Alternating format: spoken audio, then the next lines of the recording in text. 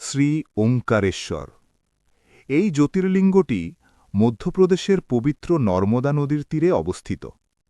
মন্দিরের অবস্থান একটি অলৌকিক বিষয়ের মতো।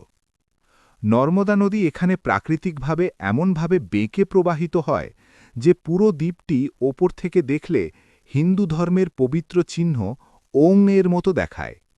এই কারণেই এই জ্যোতির্লিঙ্গের নাম ওঙ্কারেশ্বর। নর্মদা নদী এখানে দুটি ধারায় বিভক্ত হওয়ায় মাঝখানে একটি দ্বীপের সৃষ্টি হয়েছে। এই দ্বীপটিকে মানধাতা পর্বত বা শিবপুরী বলা হয়। নদীর এক ধারা এই পর্বতের উত্তর দিকে এবং অন্যটি দক্ষিণ দিক দিয়ে প্রবাহিত। দক্ষিণ দিকের ধারাটিকেই প্রধান ধারা হিসেবে গণ্য করা হয়।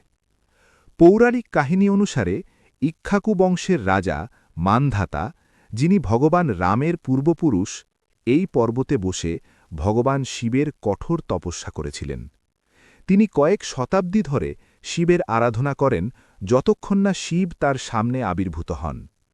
রাজা মানধাতার এই ভক্তি এবং ত্যাগের প্রতি সম্মান জানিয়েই এই দ্বীপ ও পর্বতটির নাম রাখা হয়েছে রাজা মানধাতার নামানুসারে। ইক্ষ্বাকু বংশের রাজা মানধাতা এখানে এতই কঠোর তপস্যা করেছিলেন যে ভগবান সন্তুষ্ট হয়ে এই দ্বীপে স্থায়ীভাবে বসবাসের বর দিয়েছিলেন। ভগবানের বর অনুযায়ী শিব এখানে তার এক রূপ ওঙ্কারেশ্বর হিসেবে স্থায়ীভাবে অবস্থান করতে রাজি হন।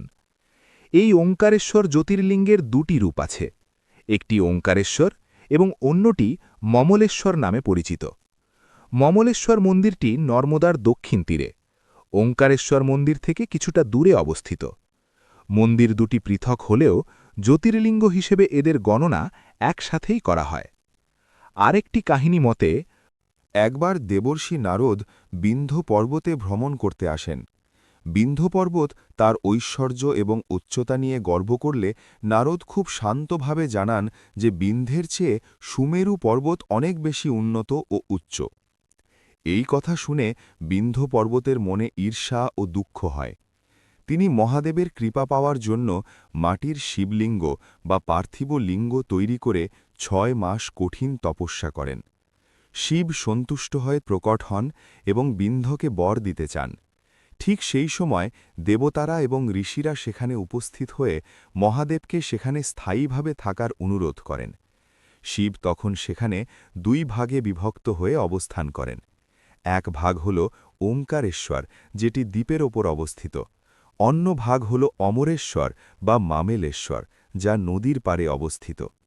স্থান আলাদা হলেও এই দুই লিঙ্গের সত্তা ও রূপ একই বলে মনে করা হয়। ওঙ্কারেশ্বর হল ভগবান শিবের একমাত্র মন্দির, যেখানে প্রতিদিন গুপ্ত আরতি সম্পন্ন হয়। এই আরতির সময় পূজারীরা ছাড়া গর্ভগৃহে আর কারোর প্রবেশের অনুমতি নেই। শিব পুরাণে এই জ্যোতির্লিঙ্গের মাহাত্ম্য সবিস্তারে বর্ণিত হয়েছে। ওঙ্কারেশ্বর ও মমলেশ্বর দর্শনের পুণ্যের পাশাপাশি নর্মদা স্নানের পবিত্র ফল ও মহিমাও সেখানে উল্লেখ করা হয়েছে। ওঙ্কারেশ্বর মন্দিরের আধ্যাত্মিক শিকড় প্রাচীন হলেও বর্তমান মন্দিরটির পেছনে বিভিন্ন রাজবংশের অবদান রয়েছে। মন্দিরের মূল কাঠামোর অনেকটাই একাদশ শতাব্দীর মালবের পরমার রাজাদের আমলে নির্মিত।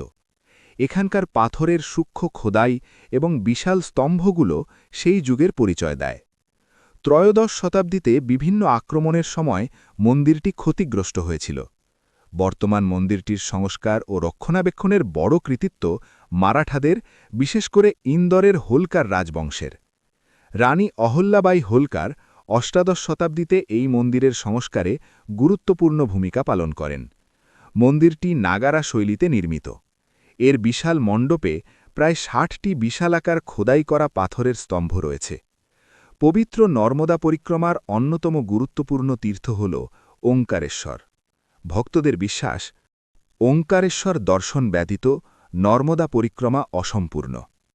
আধ্যাত্মিক তাৎপর্য: দ্বাদশ জ্যোতির্লিঙ্গের একটি, নর্মদা নদীর পবিত্র তটে অবস্থিত। ওম ধ্বনি ও পরম ব্রহ্মের প্রতীক, ধ্যান, সাধনা ও মোক্ষলাভের এক মহান কেন্দ্র। ওঙ্কারেশ্বর কেবল একটি তীর্থস্থান নয়, এটি ধ্বনি, শক্তি, প্রকৃতি ও চেতনার মিলনস্থল। এখানে ওম ধ্বনি যেন নর্মদার কলতানে আজও প্রতিধ্বনিত হয়। এই ওঙ্কারেশ্বর মন্দিরের নিচেই একটি গুহা রয়েছে, যেখানে আদি শঙ্করাচার্য তার গুরু গোবিন্দ ভগবৎপাদের দেখা পেয়েছিলেন এবং তার কাছে শিক্ষা গ্রহণ করেছিলেন। এটি মন্দিরটির ঐতিহাসিক গুরুত্বকে আরও বাড়িয়ে দেয়। যদি আপনার এই ভিডিওটি ভালো লেগে থাকে তবে লাইক করুন, আপনার বন্ধুদের সাথে এটি শেয়ার করুন এবং চ্যানেলটিকেও সাবস্ক্রাইব করে নিন এই রকম আরও ভিডিও দেখার জন্য।